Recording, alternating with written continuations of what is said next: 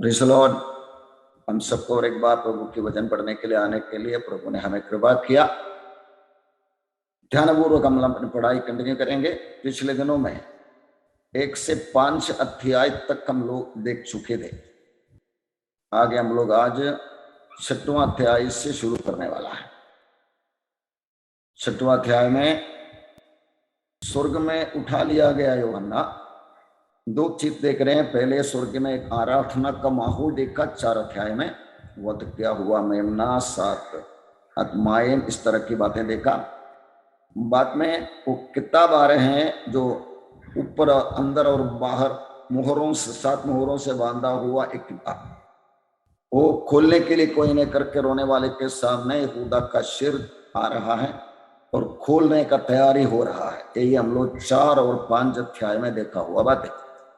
आगे हम लोग 6वां अध्याय से इसका शुरुआत कर रहे हैं।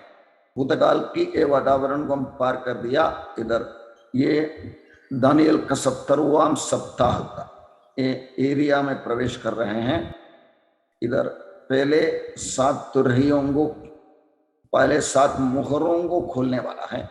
उसके बाद एक एक करके हम आगे बढ़ने वाला। आज पहला मुहर खोलने के से 1 2 3 4 करके निकलने वाली बातों को हम देखने जा रहे हैं। इस बात को ध्यानपूर्वक देख के आगे बढ़ेंगे। ये मेरा बाइबल है, इसमें जो लिखा है सच है। ये जो कहता है कि मैं हूं वो मैं हूं, ये जो कहता है कि मैं कर सकता हूं वो मैं कर सकता हूं। आज भी इन वचनों से मैं सिखाया जाने वाला हूं। मेरा जिंदगी पहले जैसा कभी नहीं रहेंगे। प्रभु यीशु ने मुझे बचाया है, उनका लहू से मुझे खरीदा है। शैतान मेरे जिंदगी में हरा हुआ है। ये वचन के आधार पर मैं आगे बढ़ूंगा। पवित्र आत्मा मेरा अगुवा है। मैं आगे आगे बढ़ूंगा, पीछे पीछे कभी नहीं, कभी कभी कभी नहीं। क्योंकि यदि भी हम शरीर में चलते फिरते हैं तो भी शरीर के अनुसार नहीं लड़ते, क्योंकि हमारी लड़ाई के हथियार शारीरिक नहीं पर गढ़ों को उठा देने के लिए परमेश्वर के द्वारा सामर्थ्य है। इसलिए हम कल्पनाओं का और हर एक ऊंची बात का जो परमेश्वर की पहचान के विरोध में उड़ती हैं खंडन करते हैं और हर एक भावना को कैद करके मसीह का आज्ञाकारी बना देते हैं। हम इस विश्वास से आगे बढ़ेंगे। रैप्चर 4 अध्याय में हम लोग देख चुका है। और ये पहला मुखर खोलने से पहले कुछ घटनाएं होने वाला है। उसको एसेकिएल का 38-39 अध्याय में गोग मागोग लड़ाई करके बताया हुआ। रैप्चर पहला पर कलीसिया उठा लिया गया और पहला मुहर खोलने से पहले एयर लड़ाई होने वाला है। भविष्यवक्ताओं के, बाइबल टीचर्स के हिसाब से हम लोगों को ये समझ में आता है। ये इस्राएल पर हमला और परमेश्वर का न्याय। इस्राएल पर हमला करने के लिए रशिया और अलाइड फोर्सेस मिलकर आ रहे हैं। परमेश्वर उनके ऊपर अपना सामर्थ्य का दंड दिखा रहे हैं। आज तक 1948 से इस्राएल के दिमाग में ये बैठ चुका है, हम अपनी ताकत से जी रहा है। याद रखो, 1.5 करोड़ यहूदियों में से केवल 30,000 लोग ही उद्धार में आया है। बाकी सब मूसा नबी का सिखाया हुआ बातों को मानकर हमारा मसीहा आने वाला करके इंतजार करके रहने वाला है। मतलब वो लोग फंसे हुए हैं वो एरिया में। इधर ये होने वाली घटना को इधर हमको एक सूचना है। एसेकिएल का 39 का 9वां वचन में मिलते हैं। तब इस्राएल के नगरों के रहने वाले निकलेंगे और हथियारों में आग लगाकर जला देंगे। ढाल और भरी, धनुष और तीर, लाठी, बर्छी, सबको वे 7 वर्ष तक जलाते रहेंगे। हमें याद रखना अच्छा है, ये 7 वर्ष की बातें कलीसिया से जुड़ा हुआ कोई बात है नहीं। दानियल का 70वां सप्ताह, आखिरी सप्ताह, ये सब बातें सिर्फ इस्राएलियों के लिए बताया हुआ भविष्यवाणी। ये भी वही है। जब महाक्लेश में लोग प्रवेश करेगा और इस्राएल को पर हमला करने के लिए रोस गोग मागोग टीम आ जाएगा, वो लोग को परमेश्वर गिरा देंगे और गिराने के बाद उनके हथियारों का लकड़ी इस्तेमाल करके घर का खाना पकाएंगे करके इधर सूचना दे रहा है। हम लोग इस बात को देखें। सकरिया का 12वां का 2-3 वचन में भी हम ऐसे पढ़ते हैं। यही है इस्राएल का एरिया। इधर बाकी गोग मागोग का एरिया बताया हुआ तस्वीर में। हमें वजन पढ़ेंगे सकरा का 12, 2-3 वजन कोई पढ़िए। देखो, मैं यरूशलेम के चारों ओर के सब जातियों के लिए लटकड़ा देने का मद का कटोरा ठहरा दूंगा, और जब यरूशलेम घेर लिया जाएगा तब यहूदा की दशा भी ऐसा ही होगा। उस समय पृथ्वी की सारी जातियां यरूशलेम के विरुद्ध इकट्ठे होंगी। तब मैं उसको उतना भारी पत्थर बनाऊंगा कि जो उसको उठाएंगे वे बहुत ही घायल होंगे। मैन, अब हमारे में आज इस्राएल एक मॉडल डेमोक्रेसी है। डोनाल्ड ट्रंप ने ये बोला था, the only right democracy in the eastern area. वो लोग इतना करते वक्त भी पूरा दुनिया उन पर दोष लगा है। यरूशलेम को चारों ओर का सब जातियों के लिए लटखड़ा देने का मद का कटोरा, इंग्लिश में लिखा कप ऑफ ड्रंकननेस, मतलब नशे में आएगा दुनिया, इतने गुस्से में उनकी आंखें बंद हैं, ऐसा आने वाला है करके बताए। उस समय पृथ्वी की सारे जातियां यरूशलेम के विरुद्ध इकट्ठा होते, सारे जातियां। आप देखो, जब डोनाल्ड ट्रंप था, इसराइल डोनाल्ड ट्रंप का फेवरेट अमेरिका का, लेकिन जैसे ट्रंप निकला बिडेन आ गया, हालत सारा बदल गया। और इधर से बेंजामिन नेतन्याहू निकला, बन्नेट आ गया, उधर भी हाल बदला हुआ है। इसका मतलब परमेश्वर बोलने वाले भविष्यवाणी उसी तरह पूरा होने वाला है, बहुत घायल होने वाला। इसराइल खुद की ताकत पर भरोसा रखता है, वो भी बदलने वाला है एक गोग मागोग लड़ाई में। देखो ये एरिया, इधर से ईस्ट यूरोप, गोमर, गोग मागोग, तो गर्मा, पर्शिया वगैरह सब आने वाला है, ये छोटे राष्ट्र को पकड़ के नाश करने के लिए। इसका कुछ कारण भी मैं आपको बताऊंगा।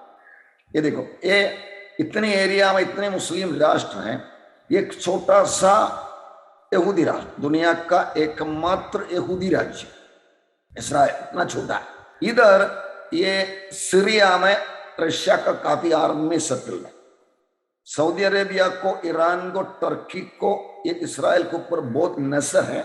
इसका कारण मैं आपको बताऊंगा। यरूशलेम, मक्का और मदीना के बाद इसराइल का इस्लाम का तीसरा पुण्य स्थान है। पहला मक्का, दूसरा मदीना, तीसरा ये यरूशलेम है। इसलिए यरूशलेम पाने के लिए कोशिश करता था वो लोग, लेकिन उनसे होता नहीं। लेकिन अभी का सिचुएशन, जब ओबामा प्रेसिडेंट की पोजीशन छोड़ के गया 2017 जनवरी में, उसके पहले यूएन सिक्योरिटी काउंसिल ने एक ऑर्डर पास करके गया। ऑर्डर ये है कि इसराइल को 1948 का बॉर्डर में वापस आना है। ये बात चर्चा चल रहा था यूएन काउंसिल में, लेकिन डिसीजन लेने के लिए कोई तैयार नहीं था। ओबामा निकलते निकलते साइन करके गया, 13 राष्ट्रों का यूएन सिक्योरिटी काउंसिल एक डिसीजन लेगा, दुनिया भर के राष्ट्र उसको कोऑपरेट करेंगे और पूरा करने के लिए मेहनत भी करेंगे। इसका मतलब जैसा हमला होते रहेगा, ये देखो दमास्कस सीरिया का कैपिटल है, सीरिया में रशिया का काफी स्टेशन है जो उनका मिलिट्री के साथ खड़ा हुआ है, और आजकल सीरिया इसराइल को हमला करते ही रहता है। ये बॉर्डर में इसराइल ने वार्निंग दिया, हमारे ऊपर कोई सीरियस हमला हुआ हम दमास्कस को पोंछ डालेंगे, खत्म कर डालेंगे। ऐसा हुआ, रशिया इमीडिएटली एक्टिविटी होने वाला है। रशिया मिलकर, बाकी अलाइड फोर्स, ये सारे इस्लामिक राष्ट्र मिलकर हमला करने के लिए आना है तो उसके पहले कलीसिया चले जाना है। मैं आपको शुरुआत में बोला था, पहला मुहर खोलने से पहले, मसीह विरोधी का प्रवेश करने से पहले, कलीसिया जाने के बाद होने वाला एक आइटम है ये गोग मागोग लड़ाई करके बाइबल स्टूडेंट्स जनरली मानते हैं बात। तो इसराइल 1947 में ये पूरा पैलेस्टाइन लैंड था, हरा हरा दिख रहा है, थोड़े ही यहूदी लोग जो व्हाइट दिख रहा है इधर उधर थे। आगे 1947 प्लान यूएन ने बनाया, प्लान ही था इसराइल को इतना जगह ले सकता है, लेकिन 1967 का वार के बाद उनको इतना जगह मिला, पूरा व्हाइट यहूदी लोगों का है और बाकी पैलेस्टाइन लैंड। आज का हाल 2005 की हाल थी, और वो लोग बोलते हैं अभी यूएन सिक्योरिटी काउंसिल ने पास किया ये लेवल पे वापस आना है, यरूशलेम छोड़ना है, ये तो होने वाला नहीं है। इसलिए परमेश्वर और उनके दुश्मन के बीच में का मुकाबला का दरवाजे पे हम खड़ा है। ये बात मैं आपको दिखाने के लिए यशायाह का 17 अध्याय का पहला वचन में हम ये पढ़ते हैं, दमिश्क के विषय भारी भविष्यवाणी।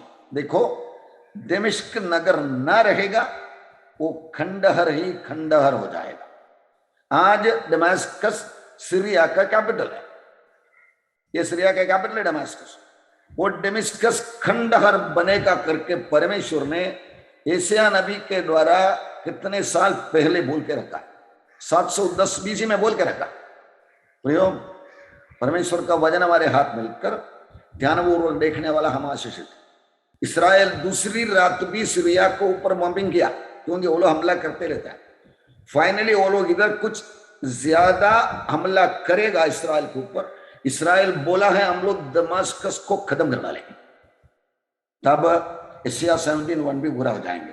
हो गया, उधर इग्निशन देगा पूरा एक गोग मागोग टीम आके हमला करने के लिए, लेकिन उसके पहले कलीसिया चले भी जाएंगे।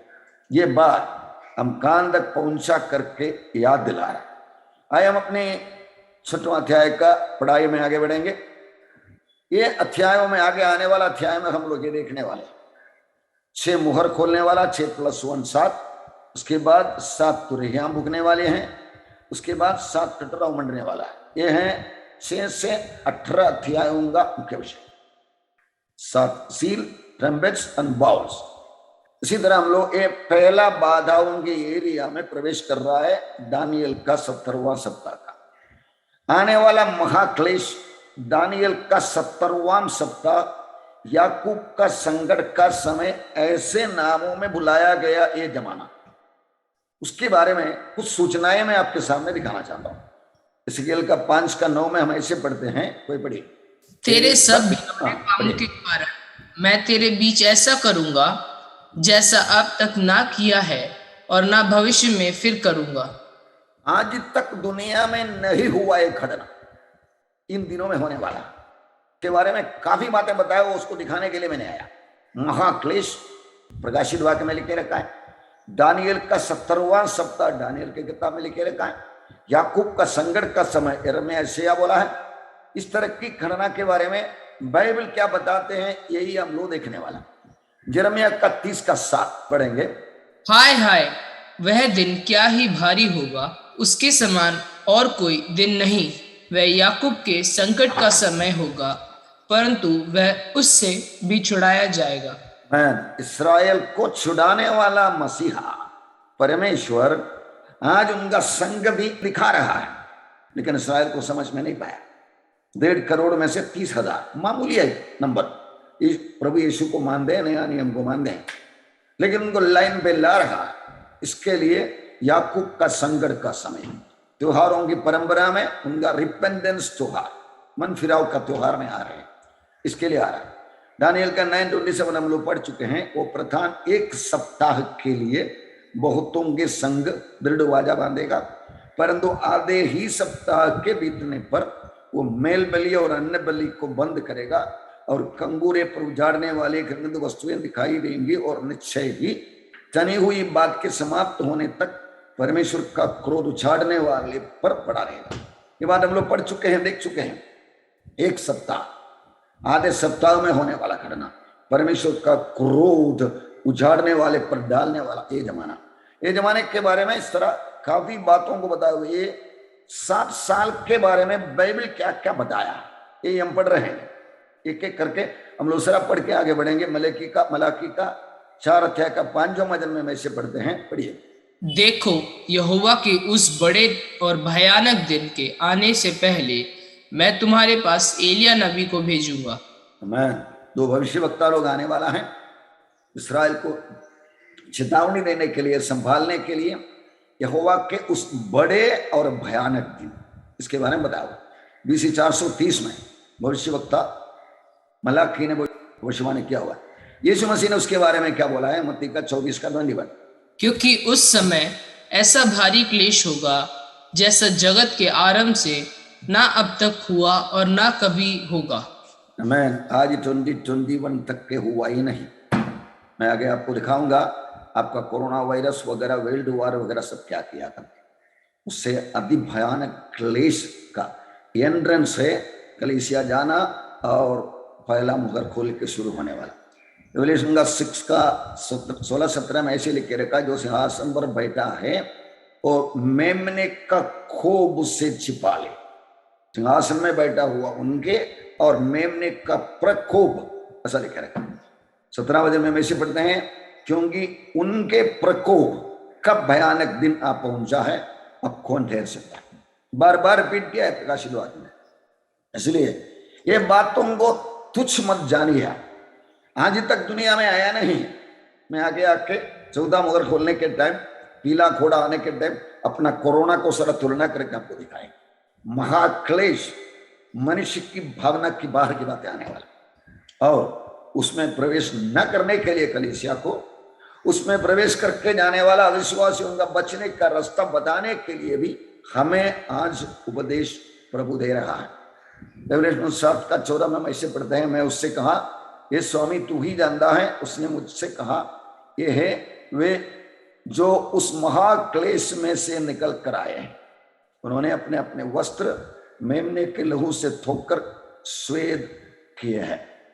डॉक्टर साक्षी बनकर मर के 7वां अध्याय में ही लोग आना शुरू करेंगे।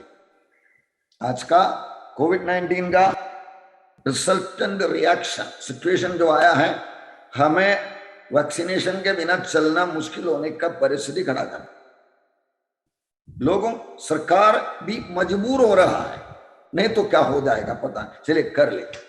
इसी तरह की सिचुएशन आगे होने वाला घटना का एक पायलट, एक मार्गदर्शन के जैसा, जैसे यूहन्ना बपतिस्मा दाता यीशु मसीह का पहले आ गया है, उसी तरह होने वाला है। जोएल भविष्यवक्ता ने इसके बारे में लिखा हुआ बात भी पढ़ेंगे, प्लीज रीड इट। वह अंधकार और तिमिर का दिन है, वह बदली का दिन है और अंधियारे का सा फैलता है। जैसा भोर का प्रकाश पहाड़ों पर फैलता है, वैसे ही एक बड़ी और सामर्थी जाति आएगी। प्राचीन काल में वैसा कभी ना हुई और ना इसके बाद फिर किसी पीढ़ी में होगी। एक जाति बोलकर अजीब तरीके का सृष्टि आगे आने वाला अध्याय में हम देखने वाला है। कंप्यूटराइज्ड आइटम्स आने वाला है। मनुष्य के ऊपर कोई दिलचस्पी नहीं दिखा है, मशीन के जैसा काम करने वाला। ये BC 815 में जोएल भविष्यवक्ता ने बताया। इसके बारे में खबरें हमारे लिए खुल्लम खुल्ला परमेश्वर ने छोड़ दिया है। ये बात हम याद रखो। 710 BC में यशायाह के द्वारा क्या क्या बताया, देखो यहोवा का वो दिन रोष और क्रोध और निर्दयता के साथ आता है कि वो पृथ्वी को उजाड़ डाले और पापियों को उसमें से नष्ट करे। आज के जमाने में पाप है क्या? यीशु मसीह पाप मुक्ति के लिए दुनिया के सारे इंसानों के पाप मुक्ति के लिए खून बहा के मर के जी उठा है। उनको इनकार करना ही आज का पाप।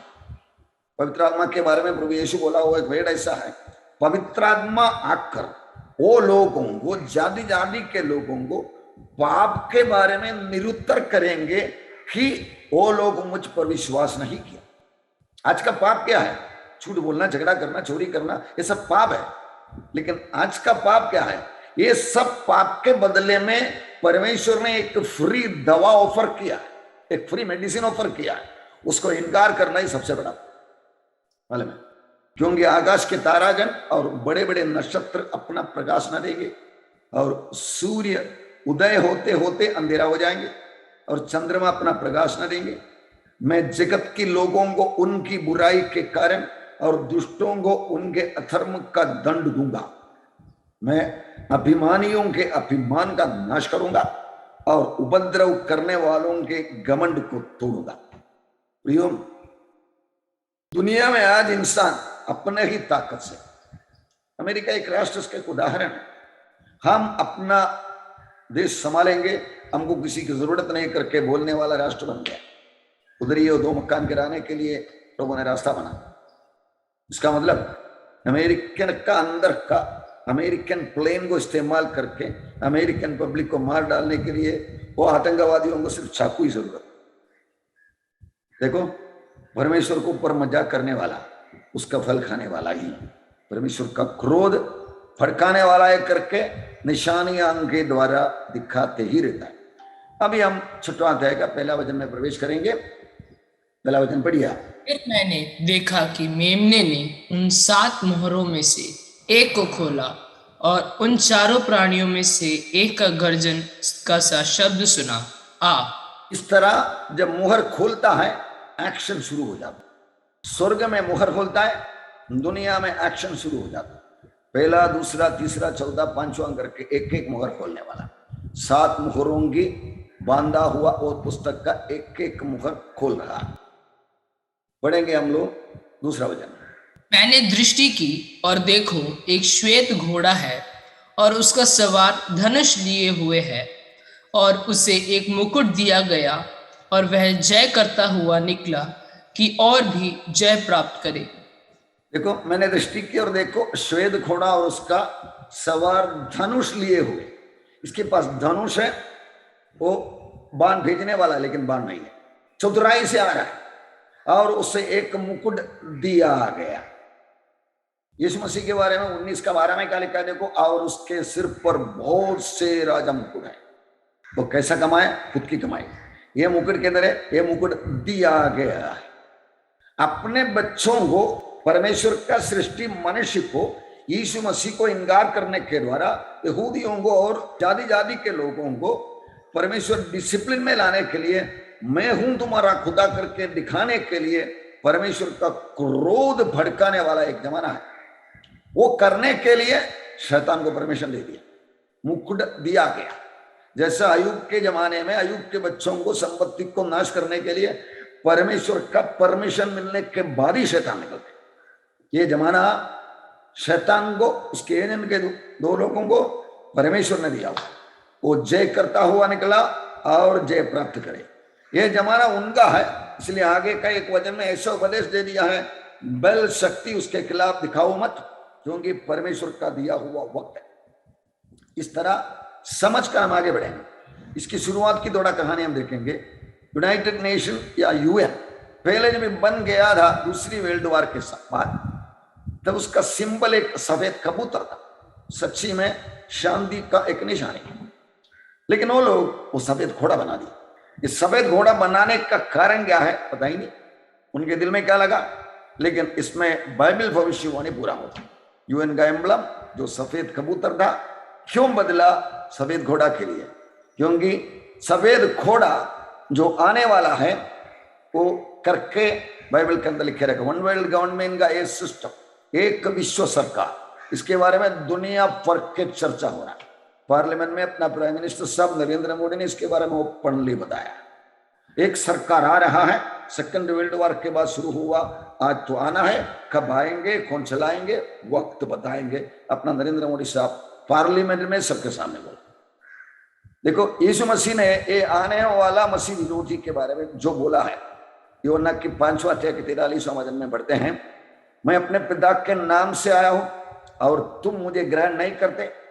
यदि अन्य कोई अपने ही नाम से आए तो उसे ग्रहण कर लेगा करके प्रभु ने यहूदियों को दिखाकर भविष्यवाणी किया। यीशु मसीह पिता की इच्छा पूरा करने के लिए ये अपने ही नाम पे आएंगे। उसको दिया हुआ 7 साल में अंतिक्राइस्ट मसीह विरोधी का जगह पे बैठकर दुनिया को कब्जा करने के लिए परमेश्वर ने दिया हुआ परमिशन के आधार पर ही आने वाला है।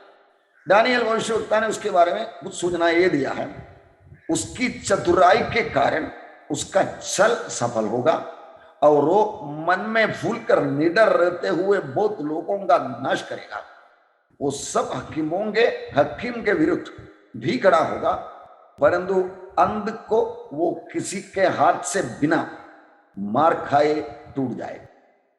शैतान को पता है बाइबल में लिखे रखा हुआ वचन पूरा होने वाला है। ये बात आप पक्का याद रखो। Devil believes in every single word in the Bible, लेकिन उसका काम क्या है? विश्वास करने वाला करते क्या? हमको बोलते हैं, झूठ का बाप बोलते हैं, तुम ये विश्वास मत करो, ये सही नहीं है, एदन के बगीचे में आरंभ किया वो सिस्टम आज भी दुनिया में करते रहता है। इंसान उसके फंदे में फंस रहा है। याद रखिएगा, चतुराई से हकीमों के विरुद्ध। शैतान खुद परमेश्वर के खिलाफ बात नहीं करेंगे, उसके एक व्यक्ति को पकड़कर उसके द्वारा बात करेंगे। इसलिए मसीह विरोधी सब बहुत कुछ बातें परमेश्वर के खिलाफ बात करने वाला, ये सब दानियल भविष्यवाणी ने किया हुआ। 1957 में पॉल हेनरी स्पार्क करके, मैं आपको पढ़ के सुनाऊंगा। संयुक्त राष्ट्र महासभा अध्यक्ष पॉल हेनरी पार्क ने society for world wide inter bank financial telecommunication Swift करके एक संस्था में रहकर द्वारा आयोजित किया हुआ बैठक में निम्नानुसार बात की। इस तरह की बात क्या बात किया? हम जो चाहते हैं कि पर्याप्त कद का व्यक्तित्व है जो हमें आर्थिक दलबल के बाहर निकालने के लिए सभी लोगों को निष्ठ रखता है जिसमें हम डूब रहे हैं। इसका मतलब आर्थिक दलदल उसके अंदर दुनिया डूब रहे है। इंडिया को करोड़ों डॉलर का कर्जा है, अमेरिका को इसे कई गुना ज्यादा कर्जा है। ये सब बड़े बड़े धनी लोग, रॉकफेलर फाउंडेशन, इल्यूमिनाटी वगैरह सब मिलकर कर रहे हैं। इसका मतलब दुनिया कर्जे में डूब रहा है। अभी ये पंडित भाई पॉल हेनरी स्पार्क आगे क्या बोलता है देखो, हमें ऐसे आदमी भेजो, किससे करता है प्रार्थना उनकी पता नहीं, और चाहे वो परमेश्वर हो या शैतान, हमें हम उसमें उसे प्राप्त करेंगे। Let that person be a God or devil, we will receive him. सच्चे में, and whether he be God or devil, ये 1957 में ये आदमी जो ओट टाइम का प्रेसिडेंट था बता हुआ। याद रखो, मैं अपने पिता के नाम पे आया हूं और तुम मुझे ग्रहण नहीं करते। यदि अन्य कोई अपने ही नाम से आए तो उसे ग्रहण कर लेंगे। प्रियो, इस तरह की भविष्यवाणियों को जोड़कर, चिंता करके, उसी को जोड़कर प्रार्थना करके, उसी को जोड़कर अपने को दिया हुआ जवाबदारी पूरा करने में हम कामयाब रहेगा। हमें जिंदगी में कोई डरने की बात है नहीं, जीना या मरना मसीहा। ये हिसाब से चलने के लिए हमें ये सब तैयारी करता है। बात याद रखो, मसीह आया है, पहला तस्वीर मिला है करका वगैरह सब अफवाह फैलाएंगे, लेकिन आने वाला है ही नहीं ऐसा। वचन क्या बताते हैं? दूसरा थिस्सलुनीका 2:6-8 में, तुम उस व्यक्ति को वस्तु करके लिखे रखा, उसके हिम इंग्लिश में लिखे रखा, जानते हो, जो उसे अभी तक रोक रहा है कि वो अपने ही समय में प्रकट होगा। ये मसीह विरोधी प्रकट होने के लिए रोका गया, क्योंकि अधर्म का भेद अब भी कार्य करता जाता है, पर अभी एक रोकने वाला है, और जब तक वो दूर ना हो जाए वो रोके रहेगा।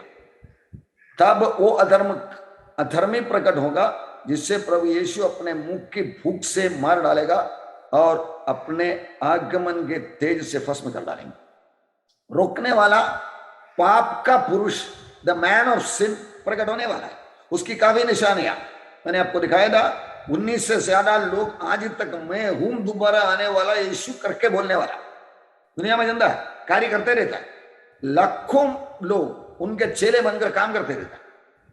ये सब रहते वक्त भी पाप का पुरुष मसीह विरोधी प्रकट हुआ ही नहीं, क्योंकि उसको रोकने वाला पवित्र आत्मा साथ कलीसिया। जब पवित्र आत्मा और कलीसिया चले जाएगा, इसका रिलीजिंग टाइम होगा। शैतान को ये पता नहीं है कब मेरा आना है, इसलिए वो तैयार करते ही रहता है लोगों मतलब में, ताकि वो निशाने मिलेगा, कलीसिया जाएगा, टाइम शुरू हो गया, मेरा टाइम, अधिकार दिया गया, मुकुट दिया गया। हम आगे बढ़ेंगे, 6वां अध्याय का 3 और 4 वचन पढ़ेंगे। Please read it. जब उसने दूसरी मोहर खोली तो मैंने दूसरे प्राणी को यह कहते सुना, आ। फिर एक और घोड़ा निकला जो लाल रंग का था। उसके सवार को यह अधिकार दिया गया कि पृथ्वी पर से मेल उठा ले, ताकि लोग एक दूसरे का वध करें, और उसे एक बड़ी तलवार दी गई। पहला घोड़ा शांति का दूत बनकर जो प्रवेश करता है, उसके बाद छल दिखाने वाला, अधिकार दिखाने वाला एक व्यक्ति प्रवेश कर रहा है। अब उसने दूसरी मोहर खोली तो मैंने दूसरे प्राणी को एक कहते सुना, एक और घोड़ा लाल रंग। उसको क्या क्या दिया है? पृथ्वी पर से मेल उठा ले। मतलब ये मेल उठाने वाली बातें, मतलब झगड़ा मारामारी करने वाली बातों में आप इस कुरान के अंदर का इस्लाम सिद्धांत को जरा समझना चाहें। बाइबल में इस्माइल के बारे में क्या लिखे रखा, हमारे अब्राहम का बेटा, वो किसी के साथ जमेंगे नहीं, सबके साथ लड़ते रहेंगे। ये परंपरा में आज इस्लाम का एक सिस्टम है, वो आपस में भी लड़ने वाले हैं, औरों से भी लड़ने वाले, लड़ाई उनके अंदर ही है। इसी तरह फंसे हुए सारे लोगों को इकट्ठा कर मेल उठाने के लिए एक अकेला बाधा परमेश्वर भेज रहा है, एक दूसरे का वध करे। इस्राएल का जमाने में परमेश्वर दुश्मन लोगों के बीच में फूट उत्पन्न करता था, इसी तरीके से आज भी आने वाला। ये 60 साल में मनुष्य मरना मक्खी के जैसा मरेगा।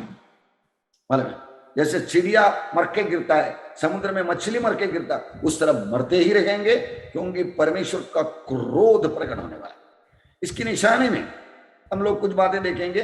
2019 में 14 राष्ट्र में लड़ाई चल रहा है, सीरिया, तुर्की, Saudi Arabia, Qatar, UAE, Russia, USA, Iran, UK, Germany, France. Directly और इनडायरेक्टली आज से 2 साल पहले 14 लड़ाइयां चलते ही रहता है। इसका क्लाइमैक्स में आने के लिए ये दिन आने वाला है। 2001 से 2021 तक अफगानिस्तान में क्या हुआ, ये बात भी आप जरा समझना चाहें। अफगानिस्तान में 2001 से 21 तक यूएस ने बहुत कुछ सामर्थ्य, 5 लाख करोड़ रुपया खर्चा करके बहुत मिलिट्री और इक्विपमेंट्स उतार के अफगानिस्तान को डेमोक्रेटिक राष्ट्र, लोकतंत्र राज्य बनाने के लिए मेहनत किया। हुआ क्या, 2021 में डर के हर के अमेरिका छोड़ के चले गया। एक भविष्यवाणी का एक बहुत बड़ा चेंज उधर आ गया। मतलब अमेरिका हार गया बोला तो जेरूसलेम हमारे कस्टडी में मिलने के लिए बहुत से इस्लामिक राष्ट्र तैयार हो रहा है। अमेरिका जब भी हार गया, मैं आपको बताना चाहता हूं, 2 औरत लोग मिलकर ईरान में 10 साल 20,000 बाइबल बांटा। वो लोग ने ईरान में एक बेदारी लाया, उनको पकड़ के जेल में डाला, जेल में कलीसिया शुरू हो गया। प्रियो, अपनी ताकत से कुछ ना होने वाला करके क्रिश्चियन राष्ट्र करके नाम रख लिया अमेरिका। 20 साल के परिश्रम के बाद एक छोटा राष्ट्र के सामने सलाम मार के चले गया। तालिबान को बोलते हैं वो लोग, हम जाने तक हमको हमला मत करें। क्या नजीदा है, देखो परमेश्वर के साथ आप लड़ोगे, आप जीतने वाले हैं, उनसे हटकर आप करोगे। यीशु मसीह का वेड याद रखो, without me you can do nothing, मुझे उससे हटकर तुम कुछ भी नहीं कर सकते। ये खून बहाने वाला निकल रहा है। अभी हम देखेंगे अगला बाधा क्या है। रेवलेशन का 6 का 5 और 6 पढ़िए। जब उसने तीसरी मोहर खोली तो मैंने तीसरे प्राणी को यह कहते सुना, आ, मैंने दृष्टि की और एक काला घोड़ा है और सवार के हाथ में एक तराजू है, और मैंने उन चारों प्राणियों के बीच में से एक शब्द यह कहते सुना, दिनार का सेर भर गेहूं और दिनार का 3 सेर जौ, पर तेल और दाखरस की हानि ना करना। मैं तीसरी मोहर खोला, काला घोड़ा, हाथ में एक तराजू, अकाल को दर्शा रहा है। अकाल ऐसी भयानक दिन, इधर आप सोच के देखो प्रभु ने क्या क्या डिटेल बताया।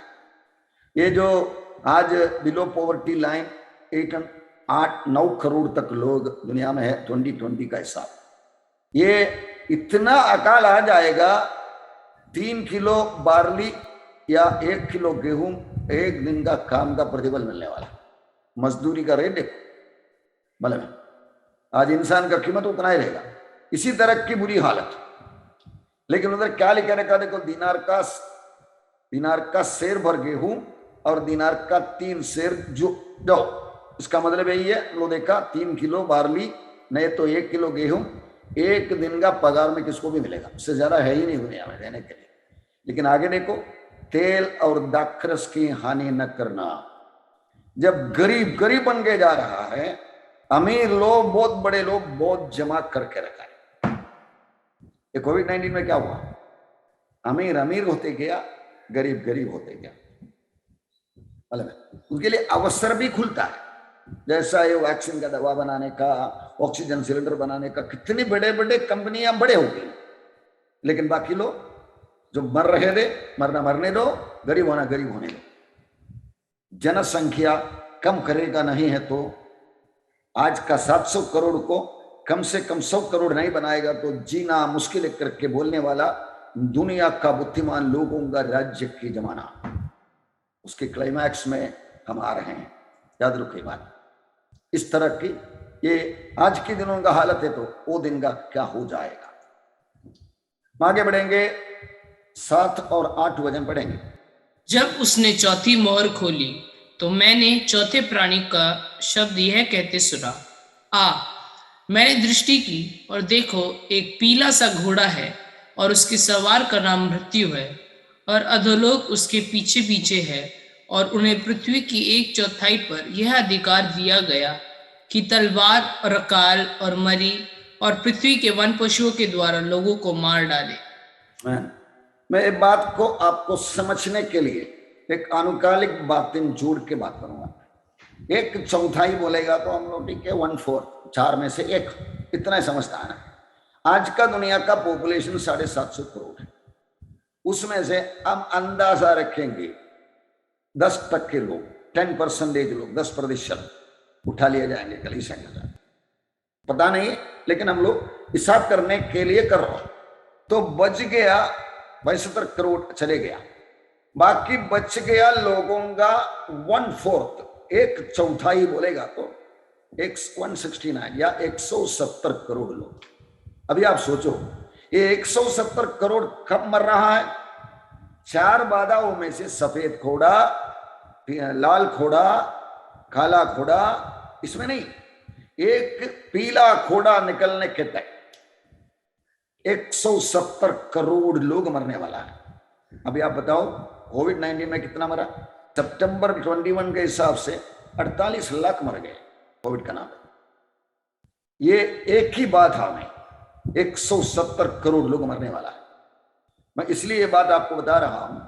महाक्लेश के बारे में लोग ऐसे बोलते हैं, क्लेश तो है अभी भी दुनिया में, हमारे जिंदगी में महाक्लेश चल रहा है।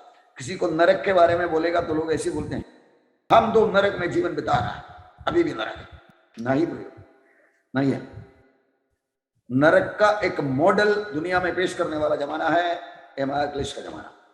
हम विश्वासी लोग जाना नहीं है, तैयार रहना है और तैयार रह के उठा लिया जाकर उनके सामने खड़ा होना है। ये बात प्रभु यीशु ने पक्का बताया। और जाने वाले लोगों को सेकंड चांस कैसा मिल रहा है करके खबरें सिखाते रहना।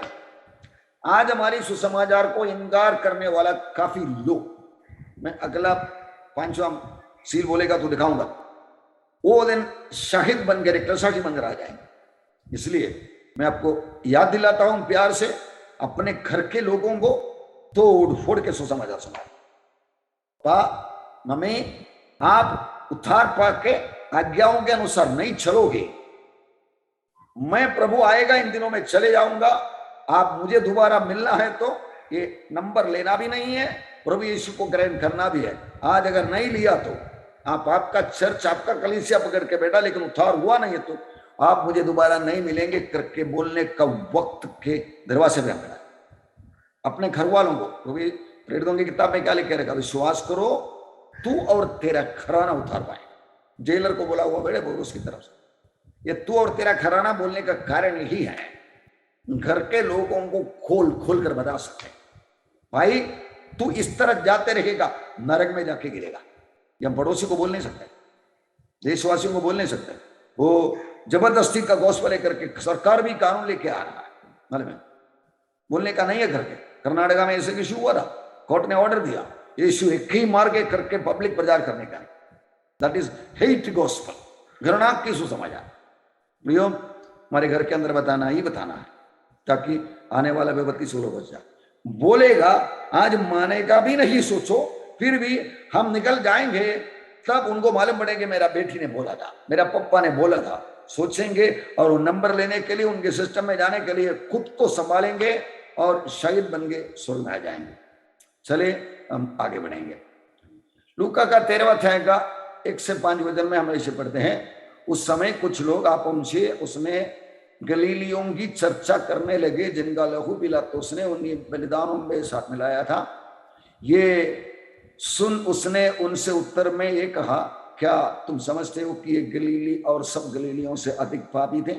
मतलब पिलातुस गवर्नर ने उनका बलि लेकर आया वो वस्तु के साथ उनको भी मार डाला और बलि चढ़ा दिया। इसी तरह शीलो का गुम्मट गिर के 18 लोग मर गया। प्रभु यीशु का सवाल यही है कि ये दुर्घटनाओं से मरा हुआ लोग हमसे बड़ा पापी था क्या? ये कोविड-19 के जमाने में इंडिया में 1000 से ज्यादा परमेश्वर का दास लोग मर गए। विश्वासी का नंबर मैंने बोलता हूं, क्या वो लोग सब हमसे पापी थे? नहीं है। परमेश्वर यीशु मसीह बोलता है, मन फिराओ नहीं तो तुम सब भी शरीर से मरेंगे।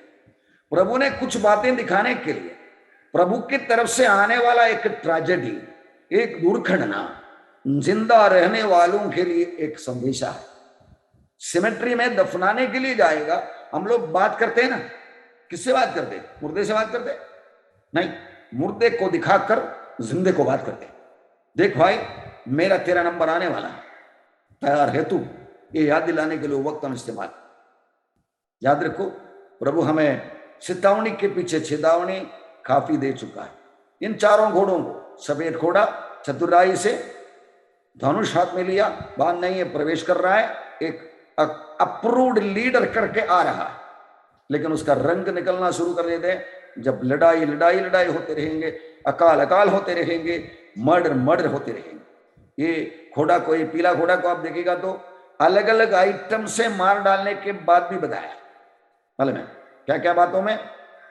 तलवार, अकाल और मरी और पृथ्वी के वन पशुओं के द्वारा। सोचने वाली बात, ये पीला घोड़ा है ना, वन पशु। आज दुनिया में वन पशुओं का संरक्षण करने का कानून बनाया है। लाखों करोड़ों एकड़ जमाना जानवरों के लिए संभाला हुआ है। उधर आप रहना तो रहो, लेकिन जानवर को मारने का नहीं। आपका सुरक्षा आपके हाथ में, यही है सरकारों का कानून। याद रखो, इंसान को जानवर का उतना कीमत है, उनके ऊपर दया दिखाना है। मतलब पागल कुत्ता काट के इंडिया में दुनिया का 80% लोग मरते हैं, लेकिन कुत्ते को मारने का नहीं। जिस तरह मनुष्य अपने दिमाग परमेश्वर को सरेंडर करने के बिना अटक जाते हैं, उसका नमूना सब आराम से इन बातों का हम देख सकोगे। आगे बढ़ेंगे, 6वां अध्याय का 9-10 वचन पढ़िए। जब उसने 5वीं मोहर खोली तो मैंने वेदी के नीचे उनके प्राणों को देखा, जो परमेश्वर के वचन के कारण और उस गवाही के कारण जो उन्होंने दी थी वध किए गए थे। उन्होंने बड़े शब्द से पुकार कर कहा, हे स्वामी, हे पवित्र और सत्य, तू कब तक न्याय ना करेगा और पृथ्वी के रहने वालों से हमारे लहू का बदला कब तक ना लेगा? एक चीज आपको सीखना है, वध किए हुए लोग ऐसे एक वेदी के नीचे प्राणों को देख रहा है। नंबर 1 ये लोग है कौन? नंबर 2 ये लोग का प्रार्थना क्या है? वध किए गए, हे स्वामी, तू कब तक न्याय न करेगा हमारे खून का? यह सवाल आज का मसीह विश्वासी पूछते नहीं है। दुश्मनों को प्यार करने के लिए हमको ऑर्डर दिया। ये सवाल नया नियम की कलीसिया का पहले का यहूदी पूछते थे, मेरा शत्रु को ऐसा करे, उसको गिरा दे, उसके घर में खाना ना होने दे। ये प्रार्थना काफी आपको भजन संहिता में देख सकते। इधर भी वही प्रार्थना निकल रहा। ये दोनों के बीच में एक पीढ़ी है जो कलीसिया हम लोग है। तो यीशु ने बराबर बोला, औरतों से जन्म लिया हुआ लोगों में से यूहन्ना बपतिस्मा दाता से बड़ा कोई पैदा हुआ नहीं है, लेकिन स्वर्ग राज्य में सबसे छोटा यूहन्ना से बड़ा है। प्रियो, हम लोग खड़ा हुआ ये जमाना इतना धन्य जमाना है। परमेश्वर का प्रेम की परिपूर्णता कालवरी का क्रूस पर दिखा दिया है, और उसी के द्वारा उनको मानकर उनके रास्ते पर मेरा जिंदगी प्रभु आपके लिए, प्रभु ने उनकी जिंदगी हमारे लिए दे दिया, मेरा जिंदगी प्रभु आपके लिए करके चलने वाला हर एक इंसान को दिया हुआ ये जमाना, कलीसिया का जमाना, अनुग्रह की जमाना, ये जमानाओं में से सबसे श्रेष्ठ जमाना है। मालूम है, ये लोग वो जमाने का है ही नहीं है, अलग एक जमाना। वो लोग भी रक्तसाक्षी बनकर उतार पाके आएंगे, राजी करने के लिए भी आएंगे, लेकिन एक झुंड जो आज विश्वास से प्रभु यीशु मसीह को स्वीकार करके पिता को अपना पिता करके मानकर उनकी आज्ञाओं को पालन करके चट्टान में घर बनाया हुआ बुद्धिमान के जैसा चलने वाले लोग एक अलग झुंड है, जिनको बाइबल दुल्हन करके उतारा, यीशु मसीह का दुल्हन। याद रखें, प्रभु ने बातों को खोल खोल कर हमें बताया। ये लोग रो रहा, चिल्ला रहा। नंबर 2, ये लोग है कौन? इतना जल्दी 6वां अध्याय में आ गया हम लोग, रैप्चर हो गया। 4 अध्याय में स्वर्ग का वातावरण हम देखा, 4 और 5 में, 6वां में एक एक करके मसीह विरोधी का काम शुरू हो रहा है। अचानक कितना आने वाला काम कौन हो सकता है? इसको जरा सोचेगा तो हम लोग को लूका का 17, 34, 36 वचन जरा बराबर इशारा कर रहा है। एक दिन पढ़ी होगा 17, 34, 36। मैं तुमसे कहता हूं, उस रात 2 मनुष्य एक खाट पर होंगे, एक ले लिया जाएगा और दूसरा छोड़ दिया जाएगा। 2 स्त्रियां एक साथ चक्की पीसती होगी, एक ले ली जाएगी और दूसरी छोड़ दी जाएगी। 2 जन खेत में होंगे, एक ले लिया जाएगा और दूसरा छोड़ दिया जाएगा। आपको क्या लगता है ये लो है कौन? पप्पा मम्मी उद्धार पाओ, कलीसिया आपका है, वहां पप्पा का कलीसिया था, आपका पप्पा का कलीसिया था करके बोल के बैठने से उद्धार पाने की जरूरत है करके सत्य को बोलने के लिए आप बोला, फिर भी माना नहीं है, तो ऐसे लोग इधर आने वाले। मालूम है, उठा लिया गया बात। साथ सोने वाले को बराबर मालूम है, एक चले गया, साथ सोने वाला पति पत्नी हो सकता है, भाई भाई हो सकता है, बहन बहन हो सकता है। एक चले गया, तब उनको दूसरे को पता लगा, मेरा पति ने मुझे बोला था, मेरा पत्नी ने मुझे बोला था, माय गॉड करके रोने वाला। इसलिए प्रियो, सुसमाचार अपने नजदीक के लोगों को कट एंड राइट बता दो, बंदूक लगा के बता दो। अगर आप इस तरह जाते रहेगा तो आज प्रभु आएगा तो आप छोड़ दिया जाएंगे, आप तकलीफ के पीछे तकलीफ में गिरेंगे। दोबारा मुझे मिलना है तो प्रभु यीशु के लिए रक्तसाक्षी बनना पड़ेगा आपको, और रक्तसाक्षियों का वेदी है वो, याद रखो। आज सुसमाचार सरल है, आज भी मरते हैं। दुनिया का सेंसस के हिसाब से एक दिन में 13 व्यक्ति यीशु के नाम से मरता है बोलता है। नाइजीरिया में अकेला पिछले 6 महीना जनवरी से जून तक 17 लोग मरते थे, मास दफनाना होता था। ये सब रहने दो, लेकिन ये जमाने में इधर महाक्लेश का शुरुआत हो रहा है, 3-4 घोड़ा ही निकला, तब तक लाखों लोग शहीद बन के आया है जो महाक्लेश से आया करके बता रहा। इसलिए कि प्रभु का प्यार है, मालूम है। इसलिए सुसमाचार बोलने में बिल्कुल लज्जित ना हो, बिल्कुल अवसर को मत बता दो। बता दिया, आज माना भी नहीं है तो ये जमाने में मानने के लिए तैयार हो जाए। परमेश्वर का वचन में ताकत है, जिंदगी को जोड़कर वो शेयर करे, वो काम करते जाए।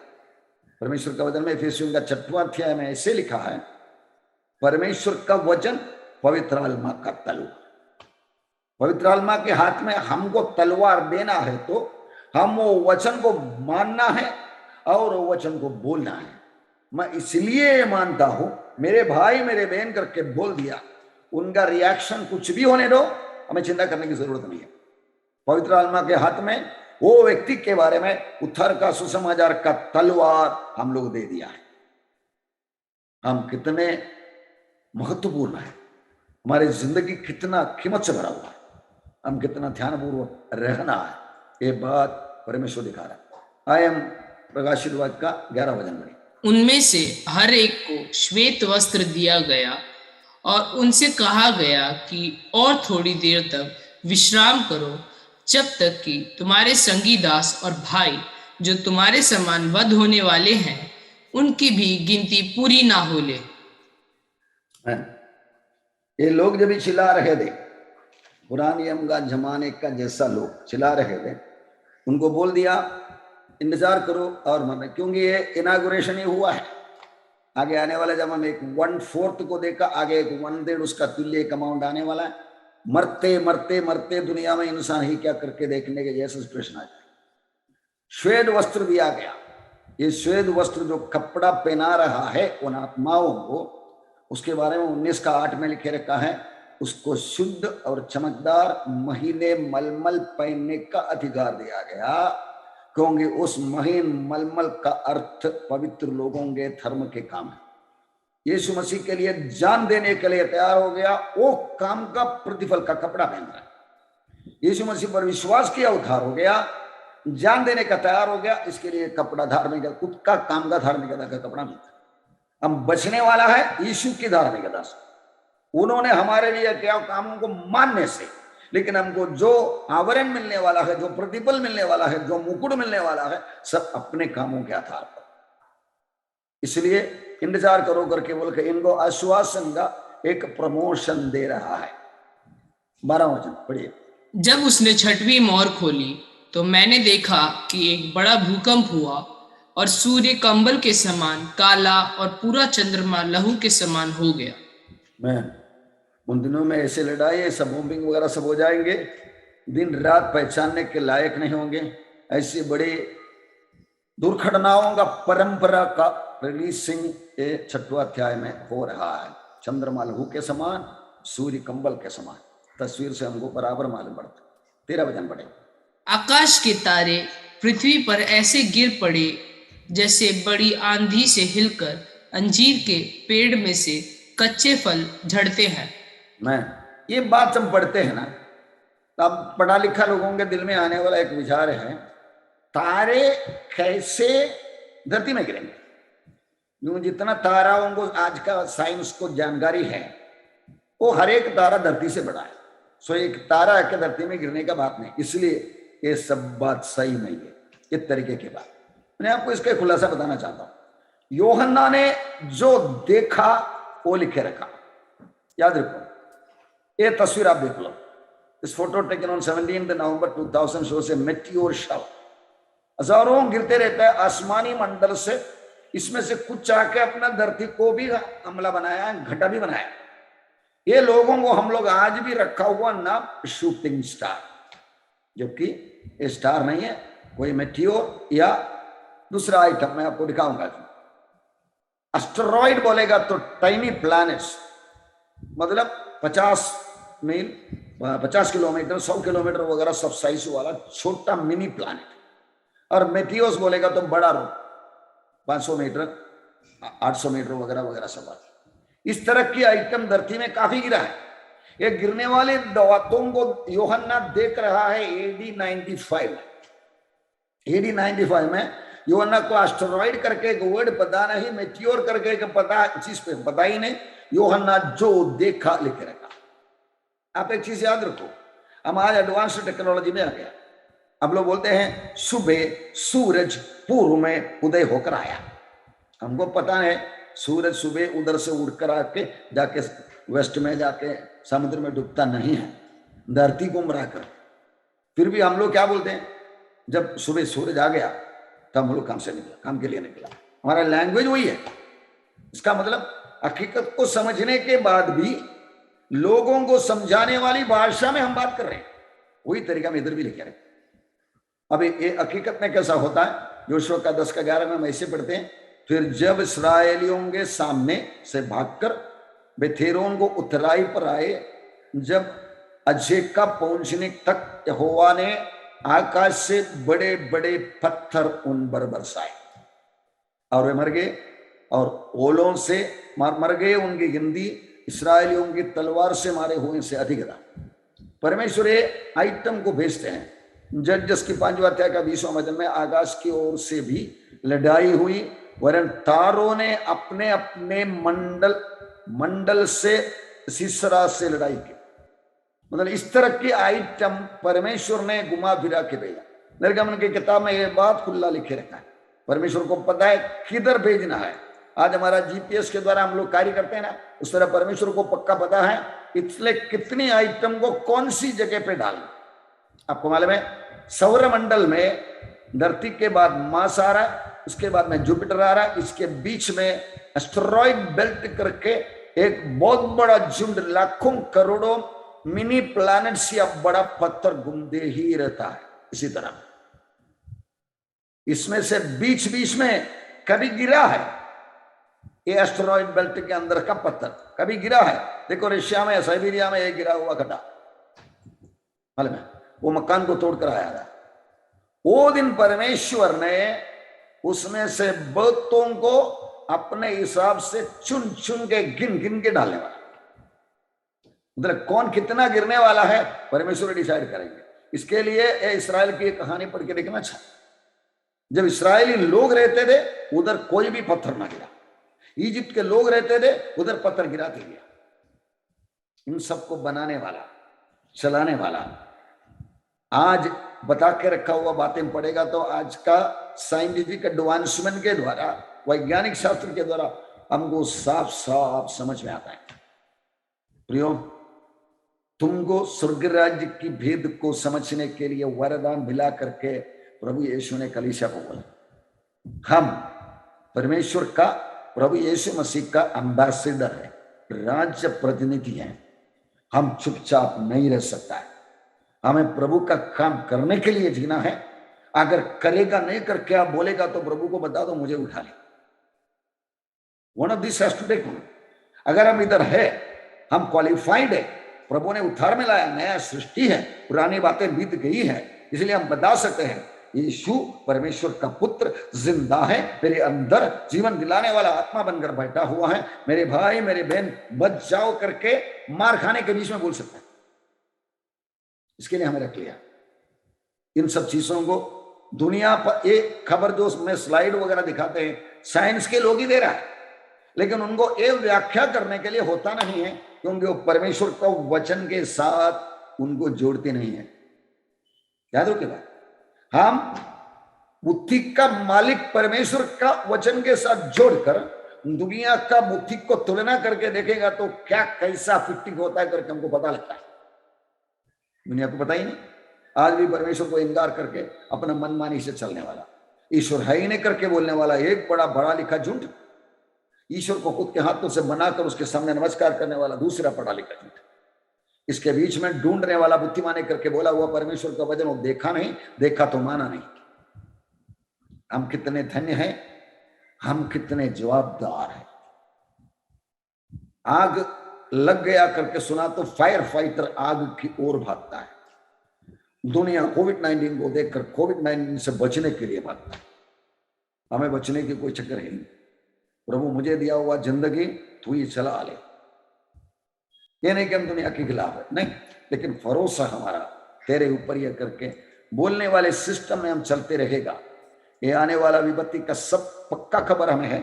हम कोई सस्पेंस में नहीं रहेंगे, हमको पता है अंदाज क्या लगने वाला है। परमेश्वर का लिखा हुआ सिस्टम के आधार पर हम लोग देख रहे, इसलिए हम तैयार होकर रहना है, तैयारी कराने की काम पे लेके रहना है। आए हम 6वां अध्याय का 14 वचन पढ़ेंगे, 14। आकाश ऐसा सरक गया जैसा पत्र लपेटने से सरक जाता है, और हर एक पहाड़ और टापू अपने अपने स्थान से टल गया। इतनी बड़ी भूकंप आ गया दुनिया में, आज तक नहीं हुआ। इसका मतलब प्रभु यीशु नीचे उतर कर आकर 7 साल के बाद दुनिया को सृष्टि करेगा।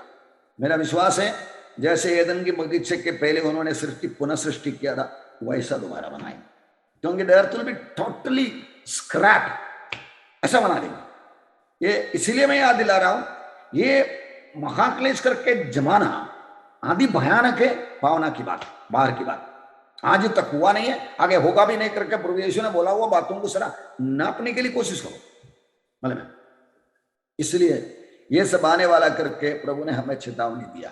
उसका 15 वचन पढ़े। तब पृथ्वी के राजा और प्रधान और सरदार और धनवान और सामर्थी लोग और हर एक दास और हर एक स्वतंत्र पहाड़ों के घों में और चट्टानों में जा छिपे, और पहाड़ों और चट्टानों से कहने लगे, हम पर गिर पड़ो और हमें उसके मुंह से जो सिंहासन पर बैठा है और मेमने के प्रकोप से छिपा लो, क्योंकि उनके प्रकोप का भयानक दिन आ पहुंचा है, अब कौन ठहर सकता है। देखो ये बातों का उदाहरण पुराना नियम में हुआ है, बातों को मैं थोड़ा इशारा भी किया है, लेकिन नया नियम में होने वाली बातों का आज का तैयारी भी आप देखिए।